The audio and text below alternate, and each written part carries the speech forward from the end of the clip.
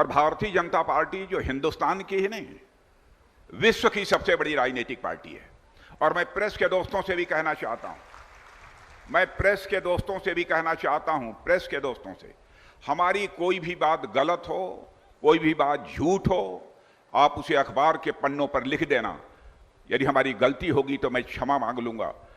यह बात मैं इसलिए कह रहा हूं, जिंदगी में मैंने राजनीति की है मेरे बहनों भाइयों, जनता की आंखों में धूल झोंक कर कभी राजनीति नहीं की है, जनता की आंखों में आंख डालकर राजनीति की है। यह ओम प्रकाश धनखड़ की विश्वसनीयता थी। भारतीय जनता पार्टी जो विश्व की सबसे बड़ी राजनीतिक पार्टी है, हरियाणा राज्य का यदि संकल्प पत्र बनाना था, इसे पहले घोषणा पत्र कहते थे, उसकी जिम्मेदारी किसी दूसरे के कंधों पर नहीं दी, आपके ओम प्रकाश धनखड़ के कंधों पर दी। लंबे समय से मैं भारत की राजनीति में काम कर रहा हूं। 2 बार पार्टी का मैं राष्ट्रीय अध्यक्ष भी रह चुका हूं, मंत्री उत्तर प्रदेश का मुख्यमंत्री वगैरह सब बहुत रह चुका। 2014 में जब प्रधानमंत्री पद के लिए घोषणा हुई थी मोदी जी की, उस समय भी मोदी जी मुझसे बराबर कहा करते थे कि अध्यक्ष जी इस बात की चिंता कर लीजिएगा, हम अपने घोषणा पत्र में जो कहें वह पूरा हो।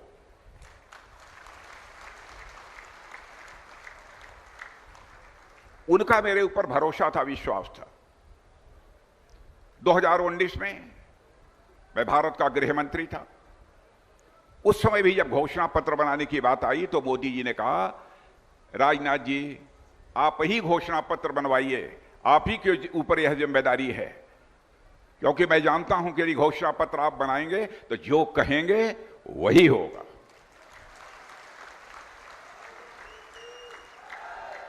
और 2019 के चुनाव में भी जब घोषणा पत्र की जिम्मेदारी की बात आई तो उन्होंने कहा राजनाथ जी ही इस काम को करेंगे। और हमारे यहां की परंपरा रही है, भारत की रीत ही सदा से चली आई, प्राण जाई पर वचन न जाए। और मैं यकीन दिलाना चाहता हूं, ओम प्रकाश धनखड़ ने जो कुछ भी कहा है होकर रहेगा मेरे बहनों भाइयों। न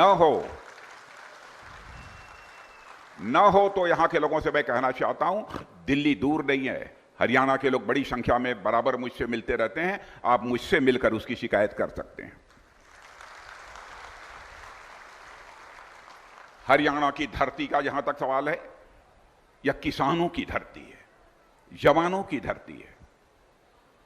इस देश को धन धान्य से परिपूर्ण करने में अहम भूमिका निभाई है किसी ने तो किसानों ने निभाई है मेरे बहनों भाई।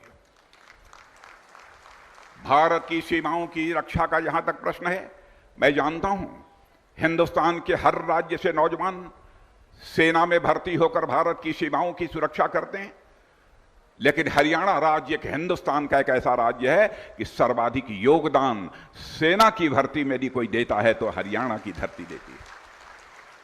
ऐसी सारी वीर सपूता माताओं का भी अभिनंदन करना चाहता हूं जिन्होंने ऐसे बहादुर नौजवानों को पैदा किया है अपनी कोख से।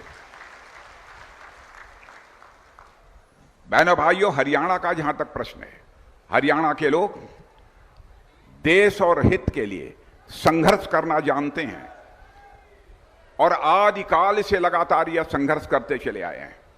यह हरियाणा की ही धरती है, यहां पर कुरुक्षेत्र है और यहीं पर भगवान श्री कृष्ण ने गीता का ज्ञान देने का काम किया था मेरे बहन भाइयों।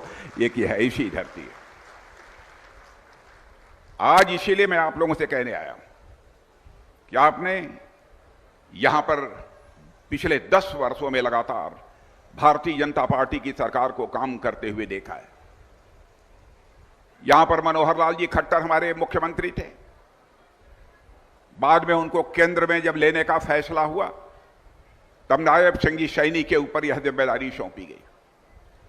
बहनों भाइयों, मैं जानता हूं कि मनोहर लाल जी खट्टर के बारे में भी इधर उधर बहुत सारी लोगों बातें करते हैं, लेकिन मनोहर लाल खट्टर को भी मैं अच्छी तरह जानता हूं और मैं दावे के साथ कह सकता हूं, भले ही कोई यह कहे कि मनोहर लाल खट्टर ने यह काम किया, यह नहीं किया, लेकिन कोई मां का लाल उंगली उठाकर नहीं कह सकता कि मनोहर लाल खट्टर के दामन पर कोई भ्रष्टाचार की दाग लगी हुई है मेरे बहनों भाई।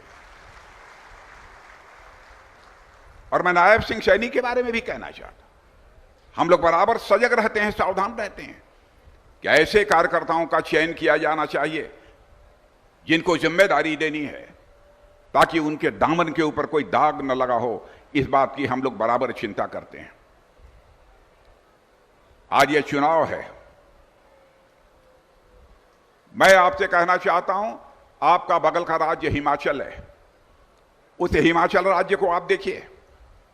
हिमाचल राज्य में मेरे बहनों भाइयों, कांग्रेस की सरकार बनते ही हालात वहां पर ऐसे पैदा हो गए हैं कि वहां के सरकारी कर्मचारियों को वेतन के लिए आंदोलन करना पड़ रहा है, और वहां के सीएम और डिप्टी सीएम कह रहे हैं भाई वेतन नहीं मिल पा रहा, इसलिए हम भी अपनी सैलरी को छोड़ते हैं। वहां की कांग्रेस की सरकार ने वादा किया, हिमाचल आपका पड़ोसी राज्य है, इसलिए मैं आप सभी से निवेदन कर रहा हूं, वहां की सरकार ने चुनाव के दौरान जनता से वादा किया था कि हम महिलाओं को 1500 रुपया देंगे, लेकिन आज तक नहीं मिला। ऐसे न जाने कितने सारे वादे किए थे। पानी, बिजली, पेट्रोल, डीजल, सब कुछ आज वहां पर महंगा हो गया है। क्या आप चाहते हैं कि ऐसी ही सरकार हरियाणा में होनी चाहिए? आप हिंदुस्तान में जहां जहां पर भी कांग्रेस की सरकारें हैं, चाहे वह कर्नाटक हो, चाहे तेलंगाना हो, जाकर देख लीजिए। कर्नाटक में कांग्रेस के मुख्यमंत्री के ऊपर भ्रष्टाचार के गंभीर आरोप लगे हैं। अदालत ने भी कह दिया है कि इनके ऊपर भ्रष्टाचार का केस बनता है। और बहनों भाइयों देखिए, शायद हालात ऐसे हो जाएं कहीं उन्हें जेल की हवा न खानी पड़े। लोकायुक्त ने कांग्रेस के जो मुख्यमंत्री हैं कर्नाटक के, उनके खिलाफ भी एफआईआर दर्ज करा दिया है। कम से कम भारतीय जनता पार्टी के मुख्यमंत्री या किसी मंत्री के साथ ऐसी नौबत तो नहीं आई है। ये लोग भारतीय जनता पार्टी से अपनी तुलना करते हैं। एक सज्जन आम आदमी पार्टी है, कितना ईमानदारी का डंका पीटते थे कि उनसे ईमानदारी से हिंदुस्तान में, दुनिया में कोई है ही नहीं। बहनों भाइयों, यदि आप ईमानदार थे तो आपको जेल की हवा 6 महीने तक क्यों खानी पड़ी? क्यों नहीं कोई सी ईमानदार आदमी को उठाकर कोई जेल के शिक्षों में डाल देता? आपके कई नेताओं को जेल की हवा खानी पड़ी है। आप कोर्ट जाते हैं, सुप्रीम कोर्ट जाते हैं, तब भी आपको राहत नहीं मिलती है। और आप आरोप लगाएंगे कि मोदी जी ने हमको जेल में डलवा दिया। बहनों भाइयों, यदि मोदी जी ने जेल में डलवा दिया तो अदालत के ऊपर तो मोदी जी का दबाव नहीं है। अदालत क्यों नहीं आपको रिहा कर देती है? बराबर जनता की आंखों में धूल झोंक कर इन लोगों ने राजनीति की है। बहनों भाइयों, ऐसी राजनीति को कम से कम हम लोग किसी भी सूरत में स्वीकार नहीं कर सकते। आप सब किसान हैं। कांग्रेस के लोग कहते हैं भारतीय जनता पार्टी के लोगों की हिंदुस्तान के किसानों के प्रति हमदर्दी नहीं है। हमदर्दी है तो केवल हम लोगों की, कांग्रेस पार्टी की है। मैं एक बात आपसे मैं कहने जा रहा हूं, आप इसका पता लगा लीजिए। जो यूरिया खाद आप खरीदते हैं ना, खेतों में डालते हैं कि नहीं डालते? जो यूरिया खाद आप 300 रुपये बोरी, लगभग 300 रुपया बोरी, यही कीमत है ना? क्या और है? यही है ना? जो 300 रुपया बोरी आप खरीदते हैं मेरे बहन भाइयों, मैं आज आपको बतलाना चाहता हूं, दुनिया के दूसरे देशों में जाकर पता लगा लीजिए, यही यूरिया खाद की बोरी भारतीय रुपए में 3000 में मिलती है।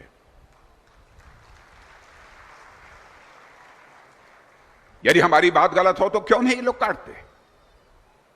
वह हमारी सरकार दे रही है।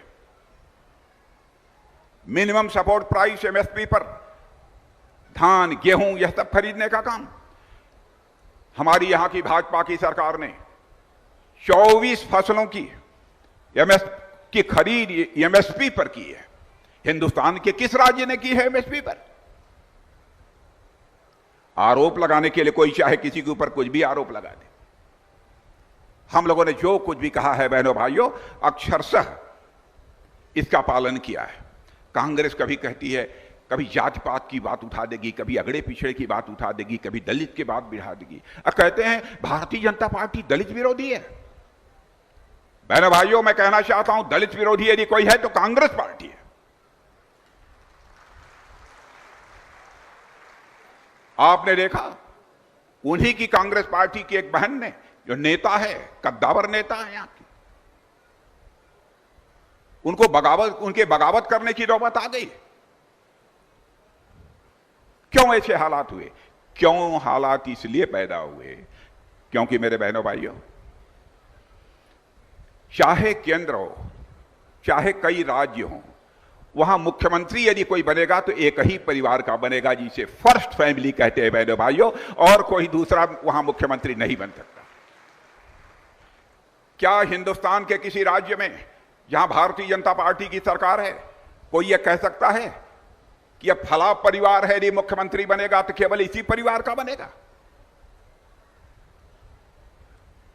हमारे भारतीय जनता पार्टी में तो किसी भी जाति का कोई भी मुख्यमंत्री बन सकता है बहनों भाई।